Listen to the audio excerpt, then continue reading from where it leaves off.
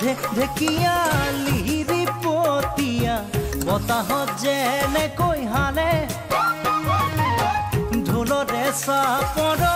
তোৰে লাগি কঁকাল দুচেও তিনি চেওকৈ ভাগে তোৰ দৰে নাচনি দেখি শ্ৰীকৃষ্ণই